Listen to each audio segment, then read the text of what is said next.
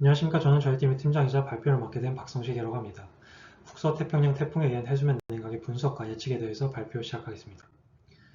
먼저 태풍에 의한 해수면 냉각 과정에 대해서 설명드리겠습니다. 여름철 바다는 표층은 고온, 저층은 저온의 성층을 형성하고 있습니다.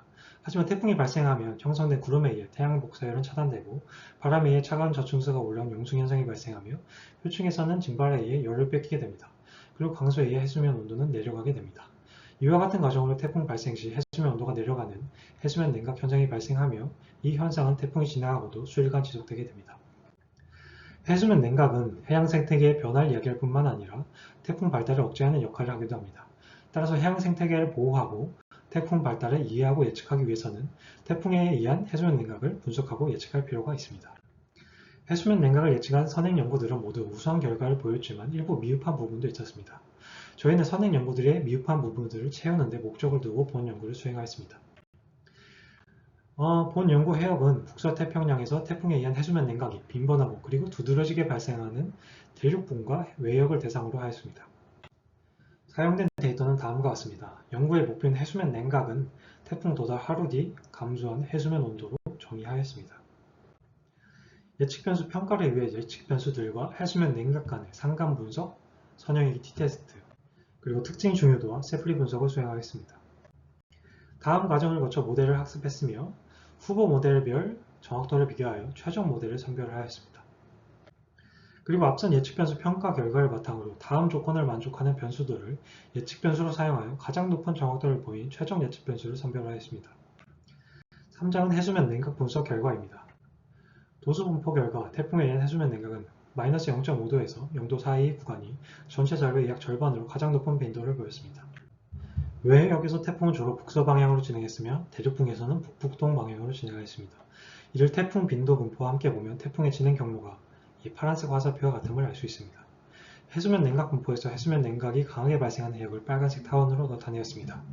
이 결과를 바탕으로 태풍에 의한 해수면 냉각이 빈번하게 그리고 강하게 발생하는 해역을 확인하였습니다. 시계열 분석 결과 해수면 온도가 가장 급격히 감소한 시기는 태풍이 도달하고 하루 동안이었습니다. 따라서 이 기간의 해수면 냉각을 예측하는 것이 중요하겠습니다. 용승이 발생한 지점의 SST 그레디언트는 증가하기 때문에 해수면 냉각을 예측하기 위해서는 이 SST 그레디언트를 이해하는 것이 중요합니다. 태풍 도달 3일 전 대비 SST 그레디언트의 변화를 나타낸 이 네 번째 그림을 보시면 두 해역 모두 태풍의 진행 방향 오른쪽에서 용승이 발생하는 것을 알 수 있습니다. 또한 가장 오른쪽 그림을 보시면 태풍의 진행 방향 우측 상단에서 해수면 냉각이 상대적으로 강하게 나타나는 것을 알 수 있습니다. 따라서 해수면 냉각이 수평적인 공간 예측이 필요할 것으로 생각이 됩니다. 수심별 수온 감소 결과 수심 약 80m 지점에서 수온이 가장 크게 감소했습니다. 해수면뿐만 아니라 수심 80m 지점의 수온 감소를 예측할 필요가 있겠습니다. 다음은 환경 변수들과 해수면 냉각 간의 상관 분석 결과입니다. 해수면 냉각이 강하게 발생하는 조건은 태풍이 강할수록, 태풍이 머무는 시간이 길수록, 일사량이 약할수록, 강수량은 많을수록, 용수의 영향이 클수록, 혼합층 깊이는 얕을수록, 그리고 태풍 도달 이전의 해수면 냉각 속도가 빠를수록 해수면 온도는 더 많이 감소했습니다. 앞선 분석 결과를 바탕으로 해수면 냉각을 예측하였습니다. 먼저 최종 모델 선별 과정에서는 유리 2차 함수를 커널 함수로 사용한 GPR 모델이 최종 모델로 선별되었습니다. 다음은 예측 변수 평가 결과입니다. 이 예측 변수 평가 결과를 바탕으로 최적 예측 변수를 선별하였습니다.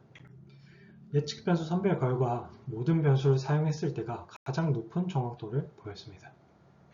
다음은 왼쪽이 태풍 도달 하루 뒤, 그리고 오른쪽이 이틀 뒤의 예측 결과입니다. 두 결과 모두 정확도가 높게 나타나 태풍 도달 시점 대비 2일 뒤 해수면 온도가 얼마나 내려가는지 예측하는 것은 충분히 가능할 것으로 보입니다. 다음은 수평 공간 예측입니다. 앞서 설명했듯이 태풍 진행 경로의 우측 상단에서 해수면 냉각이 강하게 발생하였습니다. 저희 모델은 이 분포를 잘 재현해 내었습니다. 또한 저희 모델은 해수면뿐만 아니라 수심 80m 지점의 수온 감소 또한 성공적으로 예측할 수 있었습니다. 결론입니다. 태풍에 의한 해수면 냉각 예측의 최종 모델은 GPR 모델이 선정되었으며 태풍, 해양, 그리고 기상 관련 모든 변수를 사용했을 때 가장 높은 정확도를 보였습니다. 저희 모델은 태풍에 의한 해수면 냉각을 시공학적으로 성공적으로 예측할 수 있었습니다. 본 연구 결과는 태풍 예측의 정확도 향상과 해양 생태계에 미치는 영향 예측, 그리고 기후 모델링의 정규화 과정에 활용할 수 있을 것으로 기대가 됩니다. 이상으로 발표를 마치겠습니다. 감사합니다.